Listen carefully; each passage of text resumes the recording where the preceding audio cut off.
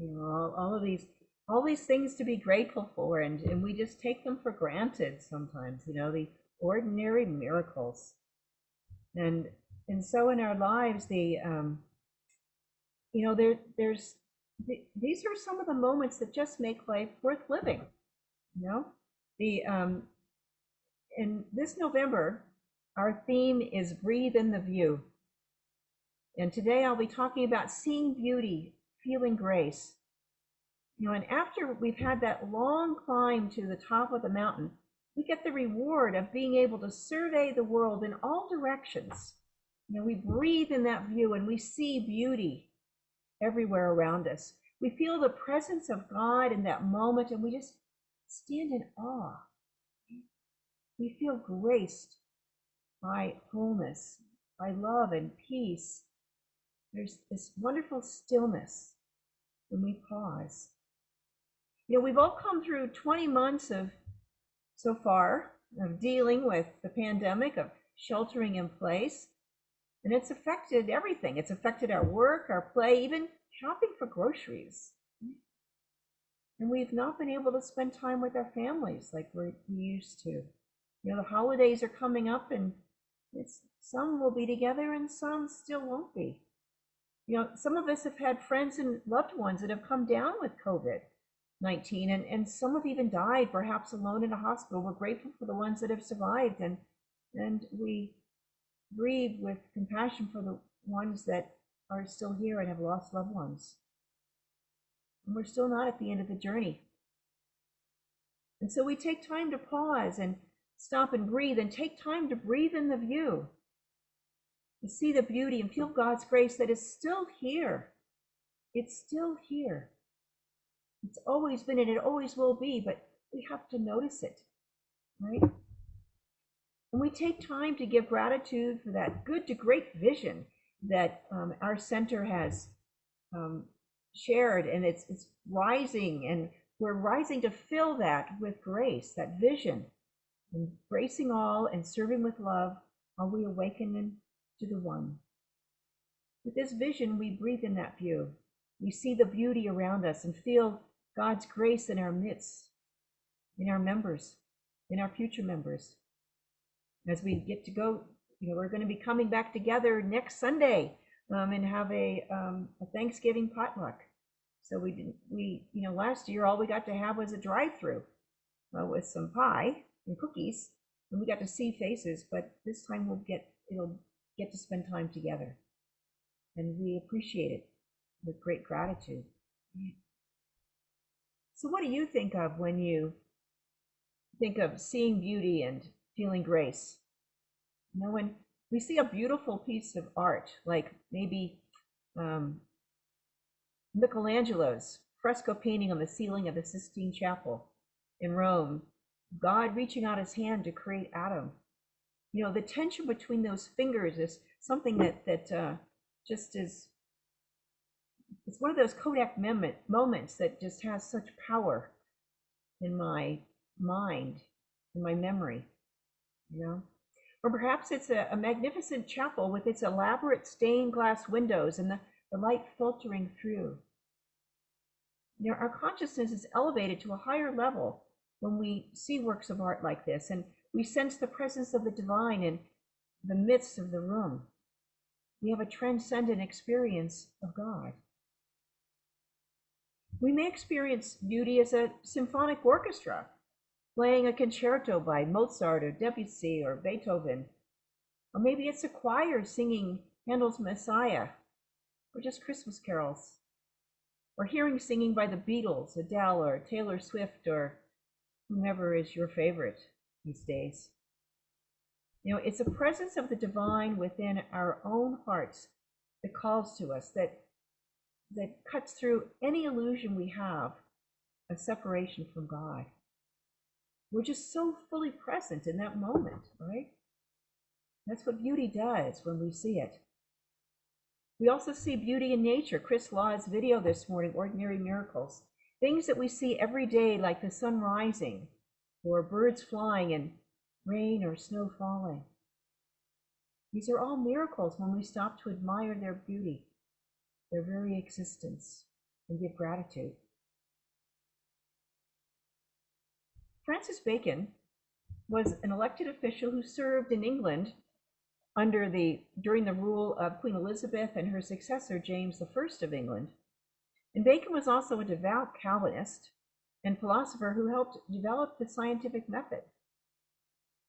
But this is his comment on beauty. Beauty itself is but the sensible image of the infinite. He knew that the manifest world is spirit manifesting itself. Now, in Science of Mind, one of our principles that we build is our foundation. We say that we believe that heaven is within us and that we experience it to the degree that we become conscious of it. Right? So it's always there, but we have to open our eyes and our hearts to be able to see it, to experience it. Right? If we keep the door shut, we're not going to be able to see it. In the reading this morning from The Untethered Soul by Michael Singer that Nancy shared with us this morning, he described for us what happens when we walk this path towards God, which is something we do when we meditate or listen to inspiring music or just be still. Spiritual growth can be experienced just like anything else, right? It's something we can talk about it, but to really know God, it's an experience. And as we let go of our negativity, anger, and resentment, our spirit just naturally drifts upward and deeper into ourselves. And as we go within, we start to identify more with spirit than we do with our form.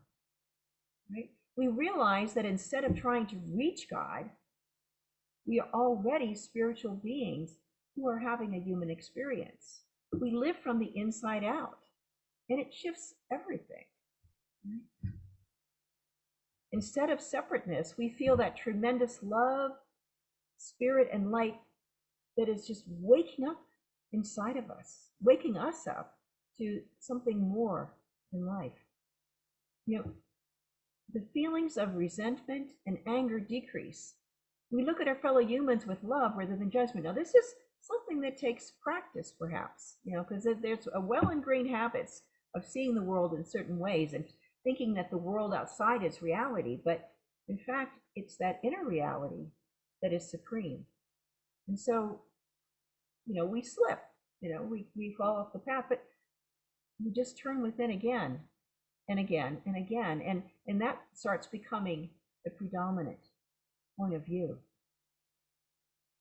So we learn to look beneath the surface to see that beauty within. Whatever is old is new again. It becomes an ordinary miracle. The gifts of diverse people of all hues and races, we learn to look within to that beauty within them, regardless of whatever's going on, of whatever reactions we're having. We see that divine presence everywhere. Now, at the Ananda retreat, we had that Center for Spiritual Living Tahoe-Truckee had last week. There were about 25 of us and a few that joined us for a few hours that attended our annual retreat at Ananda's Expanding Light retreat.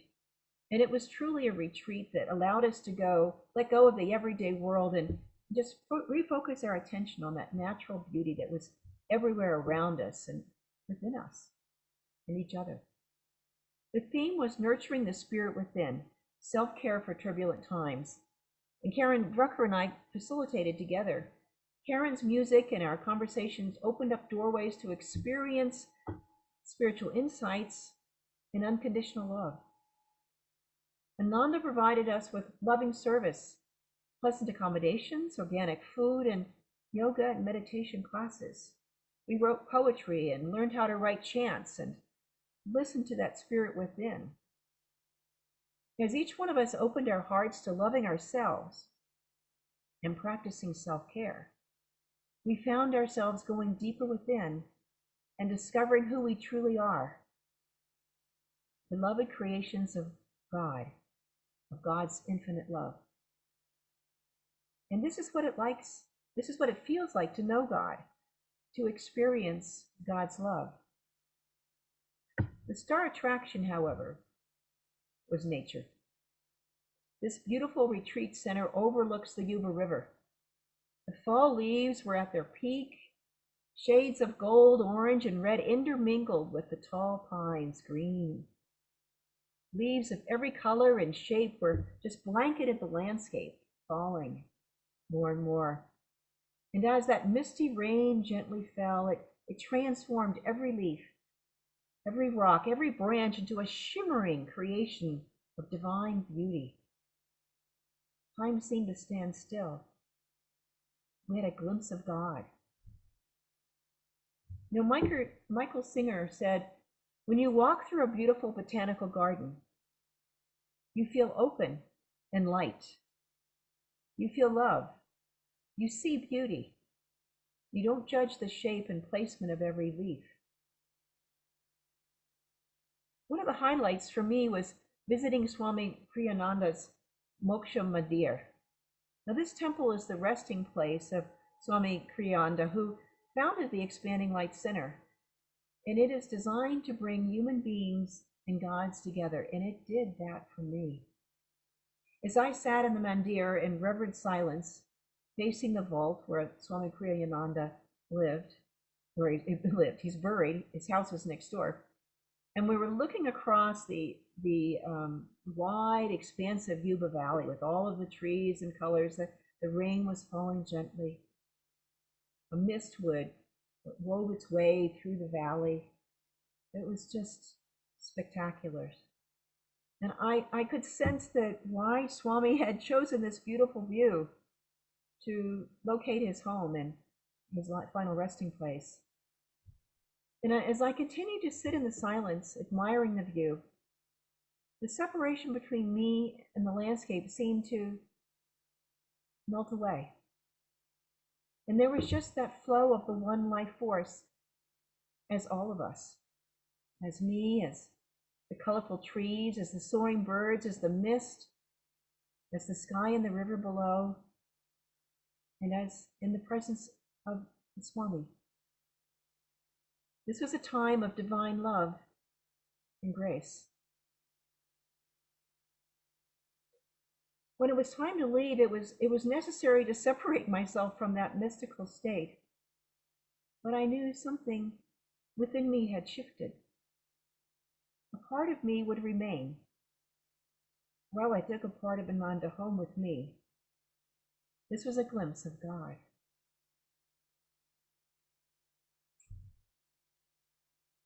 Ernest Holmes, in The Science of Mind, says, if one would take time, once a day at least, to let all that is not true and lay hold of reality, let go of doubt, distrust, worry, condemnation, and fear, and lay hold of life in its expressions of beauty, truth, and wholeness, his mental congestion would be healed. Right?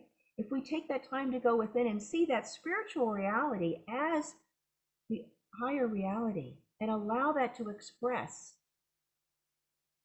and dissolve anything that's unlike itself, dissolve all of that doubt and distrust, whatever it is, our lives will align with that divine spiritual truth.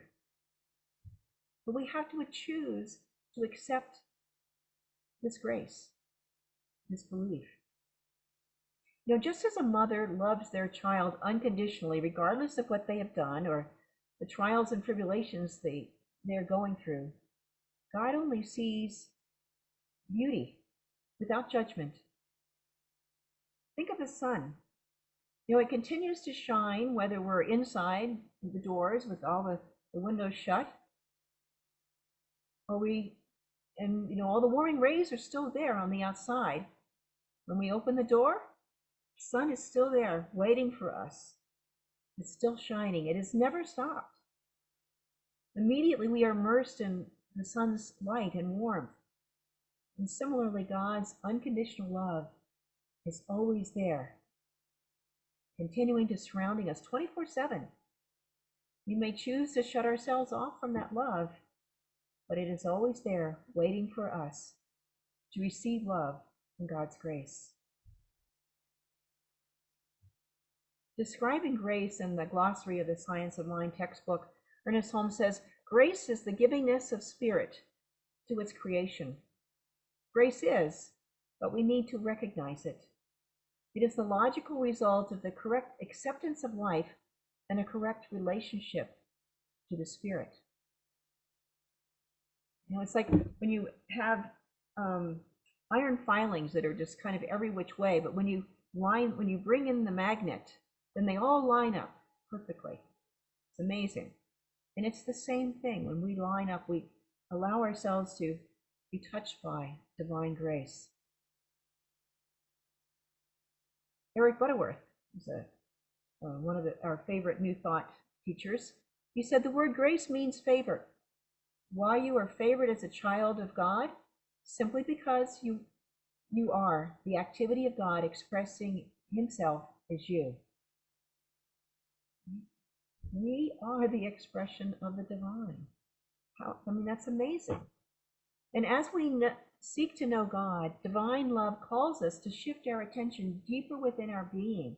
And there within our hearts, grace allows us to discover God as that divine love dwelling within our own being. It is the spiritual truth of who we are.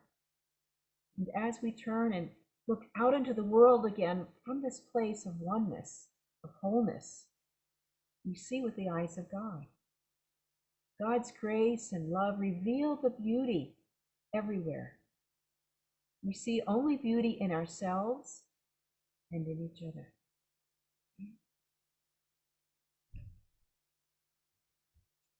One of the people that's most impressed me in my entire life was a woman, I can't remember her name, I'll call her Sandy. When I was taking first year class in Science of Mind, when I lived in Salt Lake City, I was right out of college. And back then, Science of Mind 1 was 30 weeks long. And so it was combined what we call now Foundations and Roots class, and which covers Emerson and Troward and the Essential Ernest Holmes class, all rolled into one, 30 weeks. So there were 12 of us that were there for that 30 weeks. And I think only one person dropped out, and it was because she moved. All our lives were transforming. Well, Sandy went through this amazing transformation. She and her future fiance were both in the class. They had met through a 12-step program, so that was a big shift for them.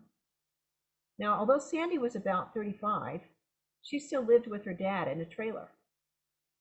And in their family, they had a tradition. Every year up until then, when the flu season came around, they both got really sick. Out from work for weeks, several weeks, really sick, coughing and hacking and high fever, and just made it miserable. And it happened every year. So that year, she changed her thinking.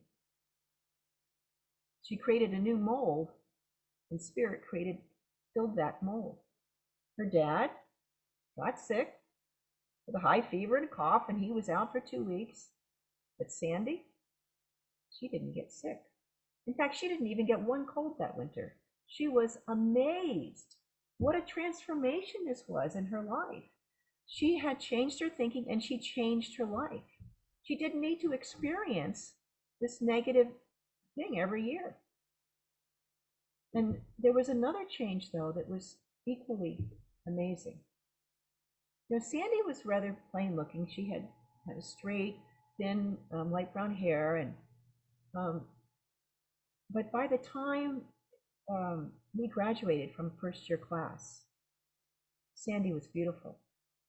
She wasn't pretty like a movie star, but her eyes sparkled and her whole face was radiant. She was full of life. She had that inner beauty that showed the evidence of God's grace. She was attractive. You could tell that she was alive, and you wanted to spend time with her because you saw that spirit within her that was so vibrant. And that's what happens to each one of us. I can see it in people's eyes. Even when we're sad, there is that life that's there. and its Spirit is there with us. It's the evidence of God's grace. Elie Wiesel was a Romanian-born American writer and professor.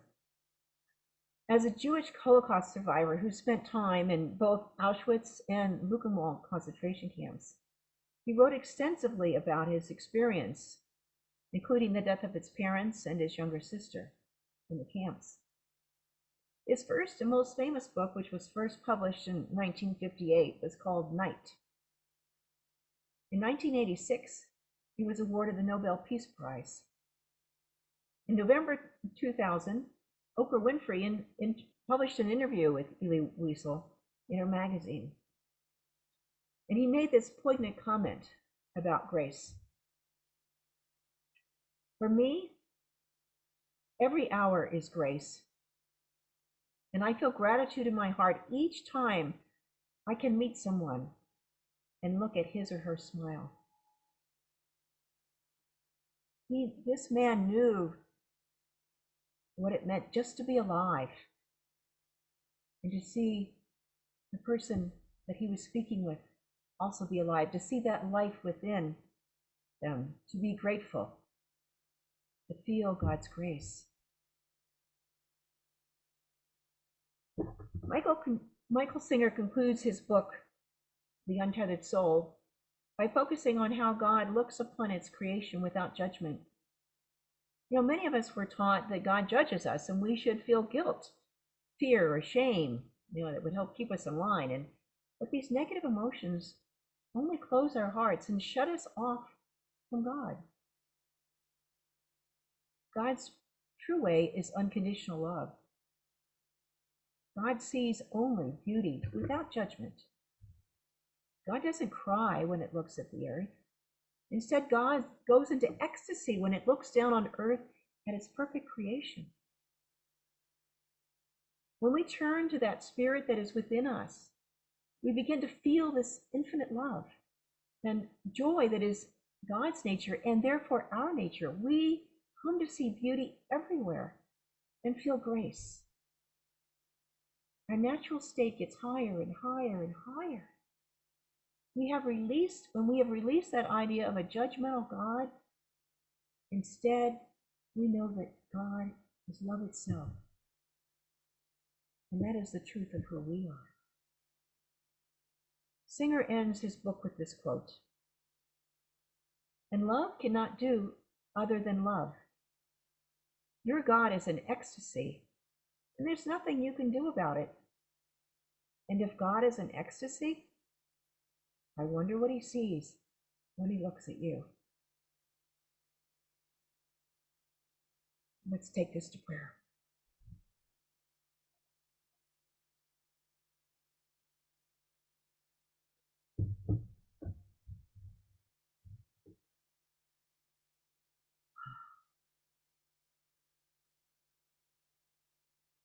So in this stillness, I let myself release all ideas of a judgmental God. My heart of heart knows that God is love itself, unconditional love, infinite love. We have each been created by love out of itself. And so in this knowingness that we are love, we are the creation of love, we step out into the sun and we welcome its warmth on our face. We know that the sun has been shining the whole time when we thought we were stuck inside. But we've opened the door. All we had to do is open that door and step out into the sunlight, and it is here. And similarly, divine love calls us to turn within, to open our hearts to receive that infinite love,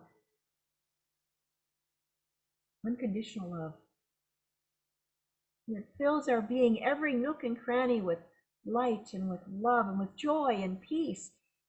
And we let divine love flow through our being, healing, soothing, and caressing every cell, every muscle, every bone, every organ, every nerve, every breath, every joint.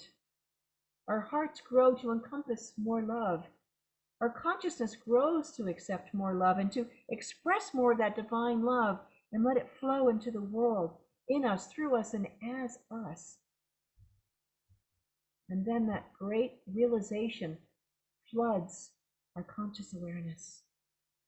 We are one with Spirit. From this consciousness of oneness, of infinite love, we realize that it is the one life that is God that is breathing us, the very life force that's living through us and as us. We look out into the world with the loving eyes of God. We see only beauty. We feel God's grace. And as we experience divine love continuing to flow through our being, we share that love with the world. It is full to overflowing.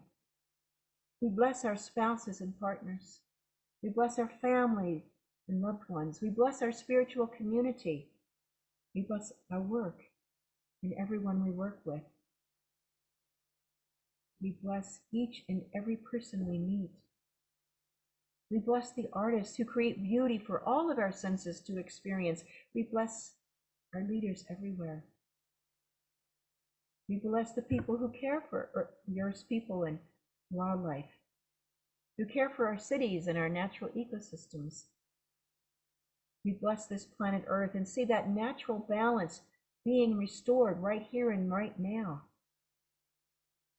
We bless the people, including ourselves, who take the brave and enlightened steps to restore the divine balance in nature, in our human relationships.